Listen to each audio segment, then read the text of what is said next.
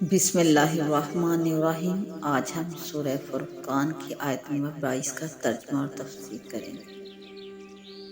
یوم یرون الملائکۃ، جس دن دیکھیں گے وہ فرشتوں کو، لا بشریٰ یومئذ، تو اس دن کوئی خوشخبری نہ ہوگی، للمجرمین، مجرمین کے لیے کوئی خوشخبری نہ ہوگی، ویقولون، اور وہ کہیں گے، ہجرا مہجورا، کہ اسے ہٹاؤ، اسے دور کرو۔ جس دن وہ فرشتوں کو دیکھیں گے، اس دن مجرمین کے لیے کوئی خوشی کی چیز نہیں ہوگی، اور وہ کہیں گے کہ ہٹاؤ اور بچاؤ۔ اللہ سبحانہ نے اس آیت مبارکہ میں یوم یرون الملائکۃ ارشاد فرمایا، اور اس کا مطلب یہ ہے کہ وہ وقت بھی آنے والا ہے جب فرشتوں کو دیکھیں گے۔ حضرت عبداللہ بن عباس رضی اللہ عنہ نے ارشاد فرمایا کہ اس سے موت کا دن مراد ہے، اور بعض اس سے قیامت کا دن بھی مراد لیتے ہیں۔ مطلب یہ ہے کہ فرشتوں کو دیکھنے کا جو بھی مطالبہ کر رہے ہیں، اس کا وقوع بھی ہو جائے گا۔ جب مرنے لگیں گے تو فرشتے نظر آئیں گے، لیکن اس وقت فرشتوں کی حاضری مکذبین کے حق میں خوشی کی بات نہ ہوگی۔ اس دن مجرمین یعنی مکذبین کے لیے کسی بھی طرح کی کوئی بشارت یعنی خوشی کی بات نہیں ہوگی۔ موت کے وقت سے لے کر ہمیشہ تک عذاب اور تکلیف میں رہیں گے۔ جب قیامت کا دن ہوگا، عذاب میں مبتلا ہوں گے۔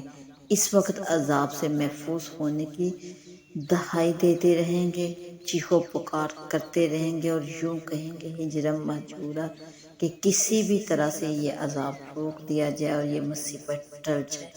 لیکن اللہ سبحانہ عذاب ان سے دور نہیں فرمائیں گے۔ ان کی چیخو پکار سے مصیبت ٹلنے کا کوئی بھی ان کو فائدہ نہ ہوگا، اور کافر لوگ دنیا میں بعض اعمال نیکیوں کے نام سے کرتے ہیں۔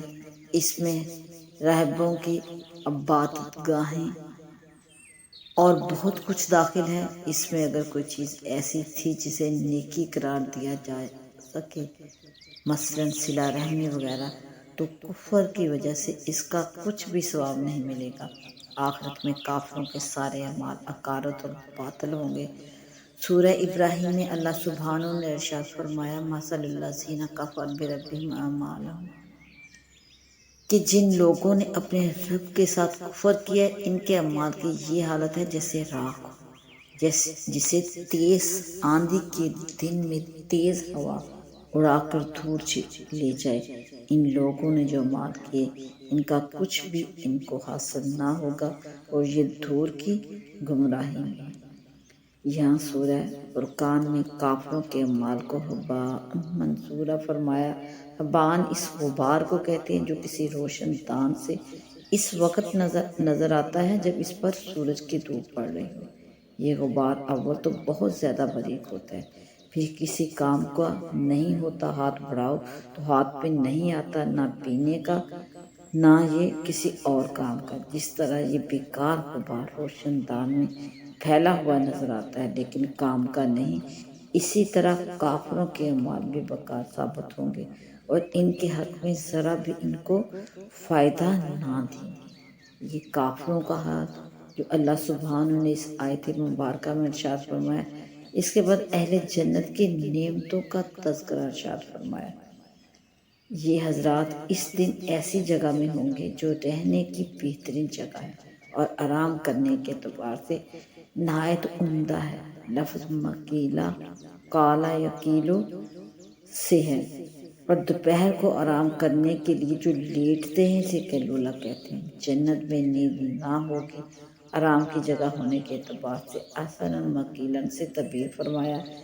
اسی کو سورہ کہف میں نعمت ثواب اور حسنات مرتفقاً فرمایا۔ کیا ہے اچھی آرام کی جگہ۔